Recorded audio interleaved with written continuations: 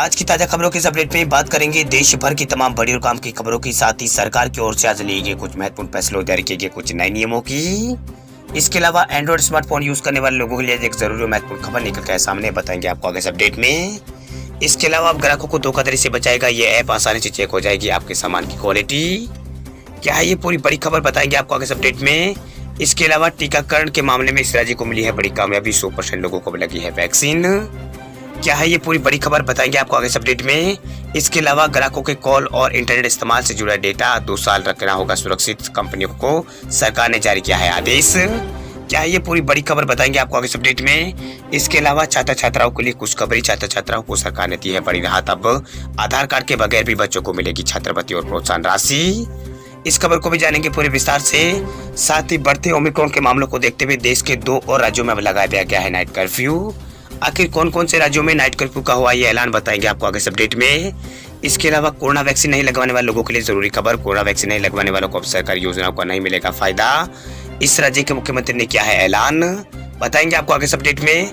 इसके अलावा यहाँ पर कुछ टेक्नोलॉजी से जुड़ी कुछ महत्वपूर्ण और बड़ी खबरें हैं, वही व्हाट्सएप से जुड़ा एक नया अपडेट निकल कर आया सामने, बताएंगे आपको आगे इस अपडेट में। इसके अलावा कुछ जॉब रिलेटेड महत्वपूर्ण अपडेट से, साथ ही यहाँ पर कोरोना कर्फ्यू और लॉकडाउन से जुड़ी कुछ महत्वपूर्ण बड़ी खबरें बताएंगे एक एक करके इस अपडेट में। साथ ही आज की तमाम बड़ी और काम की पूरी 30 खबरों की बात करेंगे आगे इस अपडेट में। बात करते हैं आज की पहली खबर की, तब ग्राहकों के कॉल और इंटरनेट इस्तेमाल से जुड़ा डेटा 2 साल तक सुरक्षित रखना अनिवार्य, सरकार ने टेलीकॉम कंपनियों को जारी किया है आदेश। केंद्र सरकार ने सुरक्षा कारणों का हवाला देते हुए टेलीकॉम कंपनियों को ग्राहकों के कॉल, डेटा और इंटरनेट इस्तेमाल से जुड़ी जानकारियों को 2 साल तक सुरक्षित रखने का आदेश यहाँ पर दिया है। वही टेलीकॉम डिपार्टमेंट ने शुक्रवार को यानी 24 दिसंबर को एक सर्कुलर जारी कर टेलीकॉम कंपनियों को यह निर्देश यहाँ पर दिया है। आपको बता दें कि अभी तक टेलीकॉम कंपनियां को जारी लाइसेंस में ग्राहकों के कॉल, डेटा और इंटरनेट इस्तेमाल संबंधी जो रिकॉर्ड है वो 1 साल तक सुरक्षित रखने का नियम था। वही टेलीकॉम डिपार्टमेंट की तरफ से जारी सर्कुलर में कहा गया है कि लाइसेंस नियमों में संशोधन 21 दिसंबर को जारी यहाँ पर किए गए थे।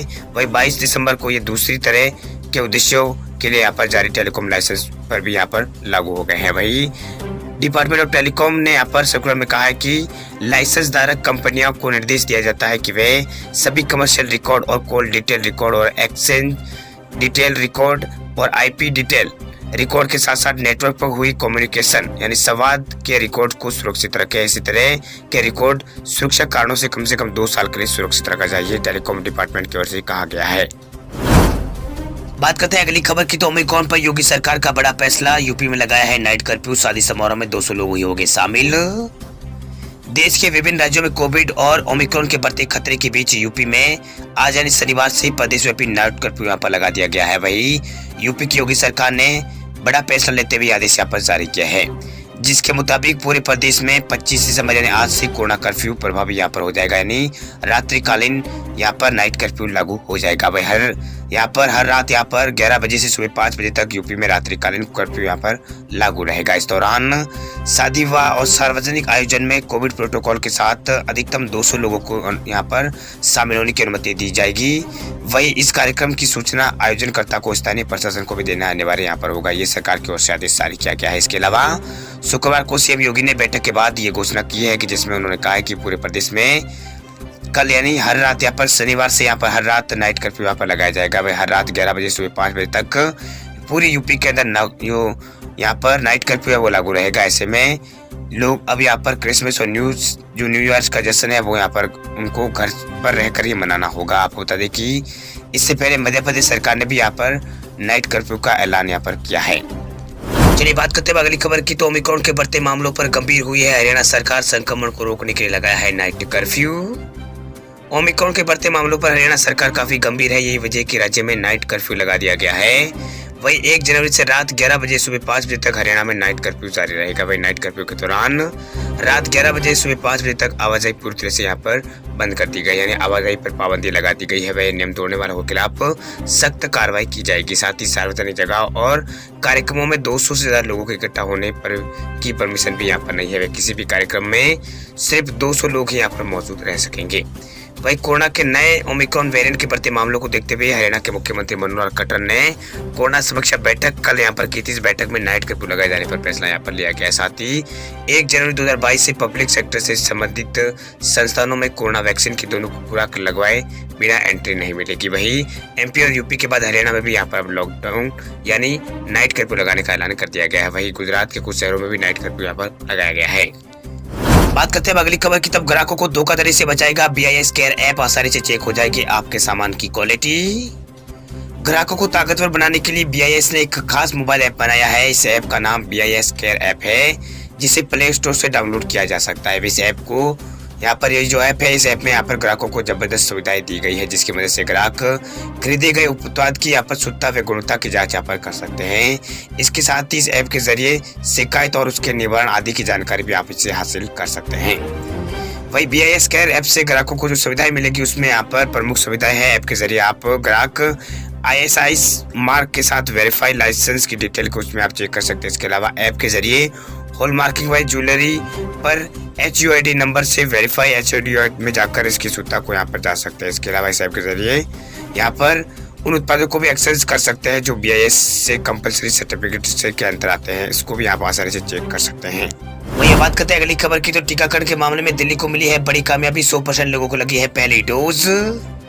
कोरोना वायरस के खिलाफ जारी लड़ाई और तेजी से बढ़ते ओमिक्रॉन के खतरे के बीच राजधानी दिल्ली ने वैक्सीनेशन के मामले में बड़ी उपलब्धि हासिल की है। दरअसल दिल्ली में अब पात्र 100% लोगों को वैक्सीनेशन की पहली डोज यहाँ पर लग चुकी है। इस बात की जानकारी मुख्यमंत्री केजरीवाल ने ट्वीट करके दी है। उन्होंने कहा कि दिल्ली में पात्र 148.33 लाख लोगों को कोविड-19 की जो वैक्सीन है, कोविड की वैक्सीन है, उसकी पहली खुराक दी जा चुकी है। वही कोविड संक्रमण को रोकने के लिए जारी वैक्सीनेशन अभियान में इस उपलब्धि को हासिल करने के लिए उन्होंने डॉक्टर्स और आशा वर्कर्स और जिला अधिकारियों को यहाँ पर सभी को धन्यवाद उन्होंने दिया।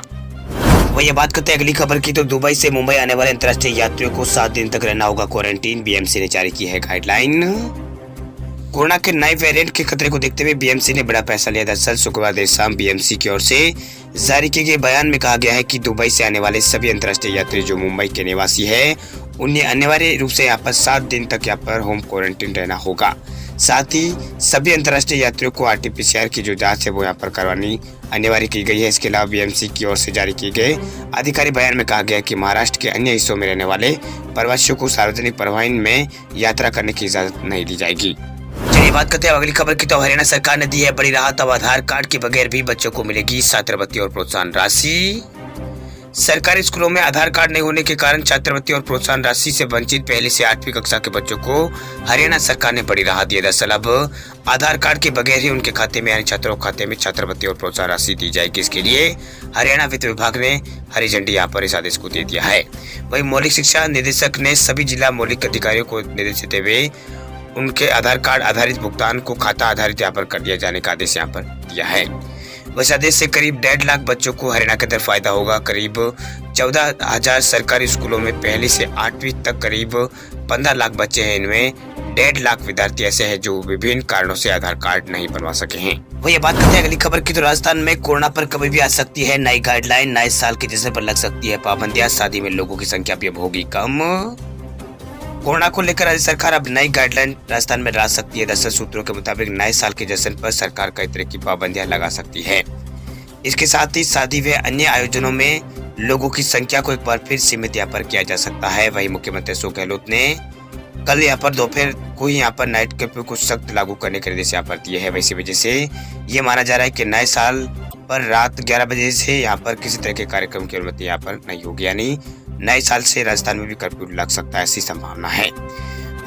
वही गृह विभाग नई गाइडलाइन से जुड़े मसूदा पर मुख्यमंत्री की मंजूरी के लिए यहाँ पर जो नई गाइडलाइन उसको यहाँ पर भेज दिया है। वही संभावना जताई जा रही है कि यहाँ पर शनिवार को सरकार नई गाइडलाइन यहाँ पर जारी कर देगी, यानी आज ही यहाँ पर जो गाइडलाइन है वो जारी कर सकती है।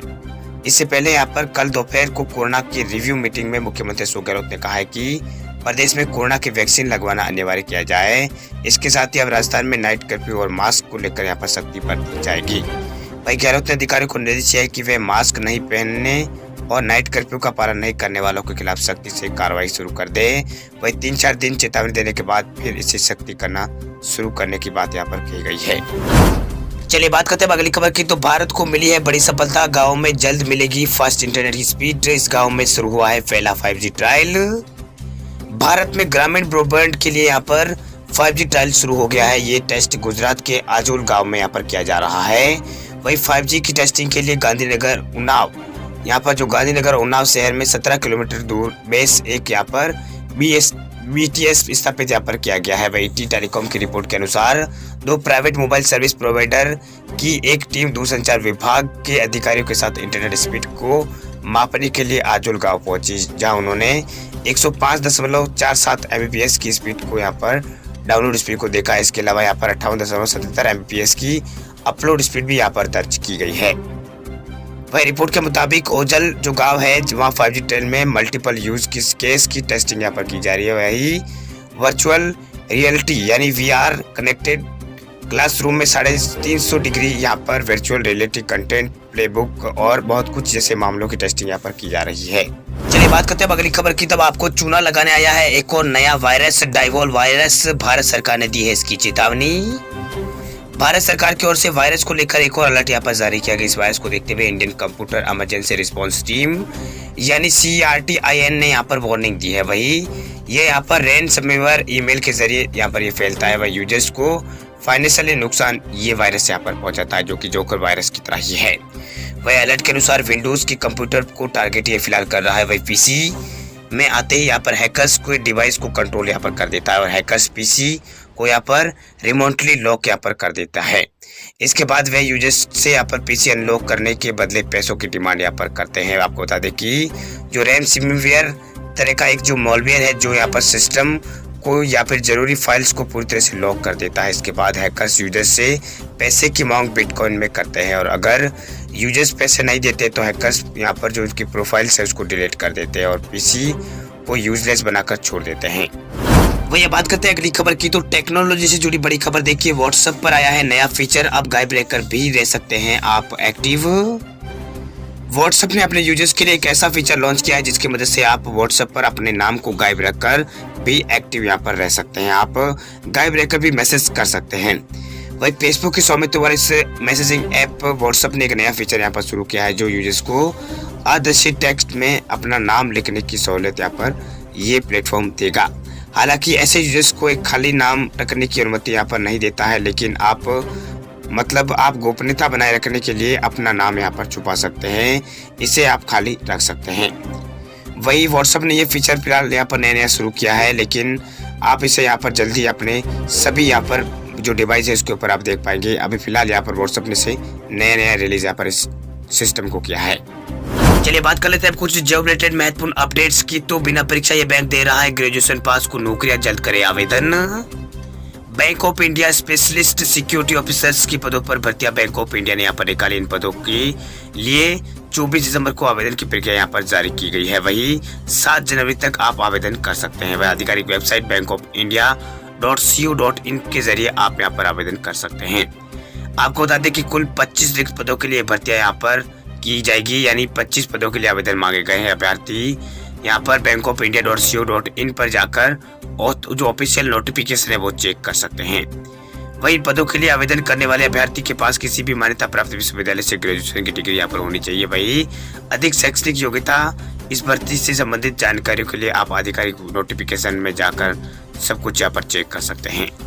वही बात करते हैं अगली खबर की। तो देश में ओमिक्रॉन संक्रमित मरीजों का आंकड़ा पहुंचा है 358। केंद्र सरकार ने दी है चेतावनी। देश में कोरोना वायरस के ओमिक्रॉन के मामले तेजी से बढ़ रहे हैं। वही शुक्रवार को ओमिक्रॉन संक्रमित मरीजों की संख्या 358 पार हो गई है। इसी तरह कोरोना के नए वेरिएंट ओमिक्रॉन के मामलों का जो ग्राफ है लगातार ऊपर चढ़ रहा है। वही आशंका जताई जा रही है कि जल्द ही दुनिया में महामारी की चौथी लहर आ सकती है। वही भारत में कोरोना के बढ़ते मामलों पर केंद्र सरकार ने भी अलर्ट जारी किया है।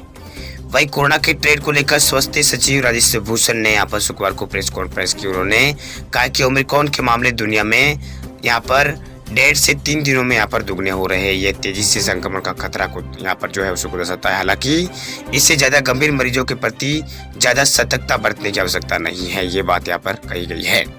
इसमें कुछ महत्वपूर्ण बातें कही गई, उसमें हम आपको बता देते हैं। उन्होंने बताया कि कोरोना ओमिक्रॉन वेरिएंट केस बढ़ने के बाद दुनिया इस महामारी की चौथी लहर के रूप में इस महामारी को देख रही है। उन्होंने बताया कि 23 दिसंबर को दुनिया भर में कोरोना के 9 लाख से ज्यादा मामले दर्ज किए गए हैं।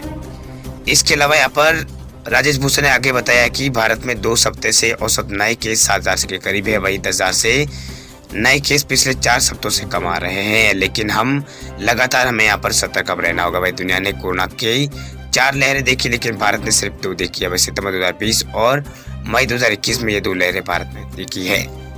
चलिए बात करते हैं अगली खबर की। तो देश में फरवरी में आ सकती है कोरोना की तीसरी लहर। IIT कानपुर की स्टडी में हुआ है दावा।